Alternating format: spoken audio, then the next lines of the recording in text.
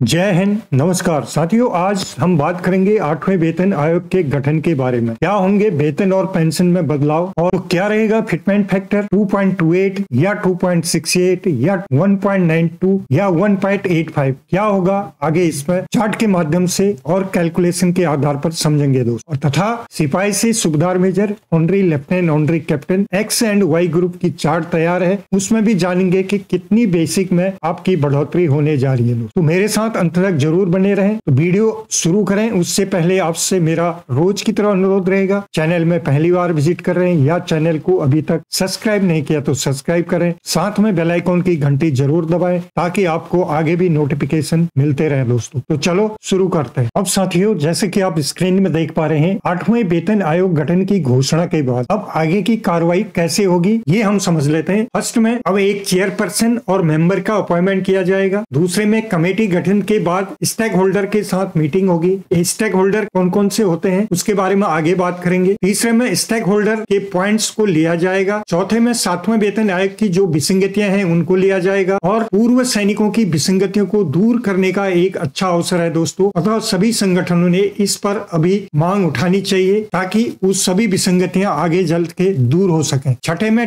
Term of reference, बहुत ही important point होता है। जो भी वेतन आयोग गठन होता है उसमें टर्म्स ऑफ रेफरेंस यानी कि टीओआर का बहुत ही महत्वपूर्ण योगदान होता है। यानी कि टीओआर मुख्य लक्ष्य क्या होते हैं? नंबर 1, जांच और सिफारिश है। वेतन संरचना, भत्तों और विभिन्न श्रेणियों के कर्मचारियों के लाभों में सुधार के लिए सुझाव देना होता है। प्रभावी कार्यान्वयन की तिथि, सिफारिशों के लागू होने की तारीख का सुझाव देना जिससे बदलाव को आसानी से लागू किया जा सके। समानता और संदर्भगत कारक क्या है? ऐतिहासिक और पारंपरिक समानताओं को संबोधित करना, जैसे विभिन्न सेवाओं और कर्मचारियों के समूह के बीच में अंतर, महंगाई, आर्थिक विकास और सरकारी कर्मचारियों की बदलती जरूरतों जैसे कारकों पर विचार करना इसका काम होता है दोस्त। अब स्टेक होल्डर क्या होते हैं? स्टेक होल्डर वो व्यक्ति जो समूह या संगठन होता है जिसका किसी विशेष परियोजना, संगठन या नीति के परिणामों, निर्णयों या कार्यों में हित होता है या जो उससे प्रभावित हो सकता है। स्टेक होल्डर दो तरह के होते हैं, एक इंटरनल और एक एक्सटर्नल में। जैसे इंटरनल में कर्मचारी होते हैं, प्रबंधक होते हैं, शेयर धारक और मालिक होते हैं, और बाहरी जो स्टेक होल्डर होते हैं उसमें ग्राहक, सप्लायर्स, सरकारी एजेंसियां, स्थानीय समुदाय, मीडिया, ये सारे कुछ आते हैं। तो सभी से सुझाव लेके उन पॉइंट पर डिस्कस किया जाता है कोई भी वेतन आयोग जब गठित होता है। अगले में बात करेंगे फिटमेंट फैक्टर, क्या 2.28 रहेगा, 2.68 रहेगा, 1.95 रहेगा या 1.85, क्या होगा फैसला, वो आगे हम इस पर चर्चा करते हैं पूरे कैलकुलेशन के आधार पर दोस्तों। जैसे हमें पता है दोस्तों, 7th पे कमीशन में अब यदि आप जाएंगे तो उसमें 4.2.9 पैरा में ये क्लियर किया गया जो कि 2.57 कैसे लाया गया। तो ये यहाँ पर कैलकुलेशन दिया गया जिसमें 7th पे कमीशन में ये यहाँ पर आप देखें 2.25 उसका कैलकुलेशन के आधार पर, यानी कि उस टाइम जो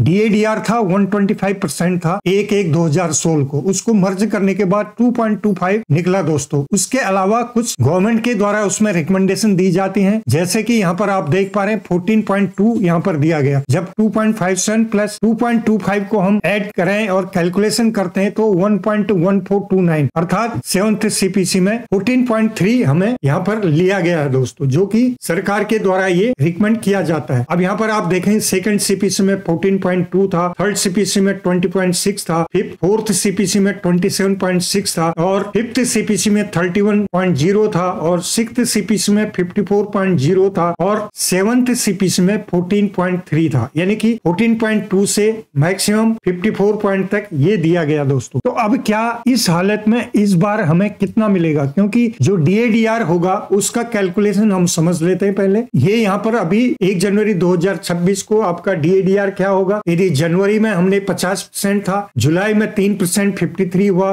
और यदि 3% बढ़ता है जनवरी 2025 में तो 56% होगा। जुलाई में फिर हम माने 3% बढ़ता है तो 59 होगा और जनवरी 2026 में 62% होगा। इसको बेसिक से यदि आप मर्ज करेंगे तो जैसे कि आपने देखा 7th CPC में कैसे 125 जो DADR था उसको मर्ज करने से 2.25 मिला था और गवर्नमेंट के द्वारा जो इंक्रीमेंट दिया गया था 14.3% दिया गया। तो 0.32 और 2.57 का जो फिटमेंट फैक्टर, इसी आधार पर यदि हम 8 8th सीपीसी में लें तो क्या बनेगा, कैलकुलेशन के आधार पर बेसिक जो आपका मर्ज हो जाएगा 62% हमारा आ रहा है तो 1.62 हो जाएगा। यदि गवर्नमेंट के द्वारा मिनिमम जैसे कि 7th सीपीसी में दिया 14.3% दिया जाता है, जैसे हमने चार्ट में देखा ये 14.3 गवर्नमेंट के द्वारा दिया जाता है। हालांकि इसमें यदि बढ़ के देगा तो आपका फिटमेंट फैक्टर भी बढ़ के आएगा, लेकिन हम कम से कम मान के चल रहे हैं, जो हम टेक्निकली कैलकुलेशन कर रहे हैं कि आपका DADR 62% पर कितना मर्ज होगा और फिर इंक्रीजमेंट गवर्नमेंट के द्वारा 14.3% होगा। तो इसको कैलकुलेशन करेंगे तो 0.23166 यानी कि राउंड ऑफ में लें तो 0.23 आपका होगा। तो 1.62 प्लस 0.23 तो 1.85 आपका फिटमेंट फैक्टर आएगा, ऐसा अनुमान लगाया जा रहा है दोस्तों। तो ये आप देखेंगे चार्ट में 7th सीपीसी में कैलकुलेशन के आधार पर ये यहाँ पर आपका 2.57 निकला। 8th सीपीसी में जो चार्ट हमने कैलकुलेशन देखा उस आधार पर आपका फिटमेंट फैक्टर 1.85 होगा। ये कैलकुलेशन आप यहाँ पर देख सकते हैं दोस्तों। अब जब 1.85 कैलकुलेशन होगा तो आपका पेंशन में कितनी बढ़ोतरी होगी वो हम समझ लेते हैं चार्ट के माध्यम से। अब ये चार्ट है दोस्तों, ये है वाई ग्रुप का, ये है 8वां वेतन फिटमेंट फैक्टर 1.85 हमने लिया है। OROP 3 की जो पेंशन थी आपकी इस कॉलम में मिलेगी और यहाँ पर जो आपके सर्विस पेंशन यानी कि सिपाही से लेके ऑनरी कैप्टन तक हमने यहाँ पर लिया हुआ दोस्तों। यदि इस कॉलम में आप देखें तो आपकी बेसिक कितनी थी OROP 3 में, इस कॉलम में मिलेगी आपको रैंक के सामने, और 8th सीपीसी में आपका 1.85 इंटू करें तो आपका कैलकुलेशन इसमें आ जाएगा दोस्तों। ये पॉइंट में लिया हुआ है, यानी कि हम जब कैलकुलेशन में फॉर्मूला लगाते हैं तो पॉइंट में आता है, इसको आप राउंड ऑफ कर सकते हैं। यदि 0.50 से ऊपर है तो उसको एक बढ़ा लें, कम है तो उसको कम में रखें। तो जैसे यहाँ पर 37856.55 है तो इसको 37857 आप ले सकते हैं दोस्तों। इसी तरह से आप अपने जहां पर भी आपका रैंक है उसके आधार पर आप यहाँ पर देखें, पॉज करें और समझें। और इस तरफ है फैमिली पेंशनर्स के लिए, यानी कि नॉर्मल फैमिली पेंशन का OROP 3 में बेसिक कितना है यहाँ पर है, और नॉर्मल फैमिली पेंशन का जो 8th सीपीसी में आपका कैलकुलेशन 1.85 से लगेगा तो इस कॉलम में आपका बढ़ा हुआ पेंशन यहाँ पर दिखाई देगा दोस्तों। ये आपकी न्यू बेसिक होगी 8th सीपीसी के आधार पर। और इसी प्रकार से इसी आधार पर एक्स ग्रुप का भी आप देख सकते हैं, प्री 2016 और पोस्ट 2016, यानी कि दोनों को अलग अलग चार्ट बना दिया। तो इसी आधार पर यहाँ पर सिपाही से सूबेदार मेजर तक और सिपाही से सूबेदार मेजर तक ये पोस्ट वालों के लिए है। ये जो भी कॉलम आपका आता है इस तरफ आपका सर्विस पेंशन का है और इस तरफ फैमिली पेंशन का है। तो अपना चार्ट के आधार पर आप यहाँ पर देख सकते हैं और समझ सकते हैं कितनी आपकी 8th पे कमीशन में यदि 1.85 का फिटमेंट फैक्टर आपको कम से कम मिलता है तो इतनी बढ़ेगी, यदि अधिक मिलता है तो आपकी बेसिक अधिक हो जाएगी दोस्तों। ये थी आज की जानकारी आपको ठीक लगी तो वीडियो को लाइक शेयर करें। फिर मिलते हैं किसी अन्य अपडेट में, तब तक के लिए जय हिंद जय भारत।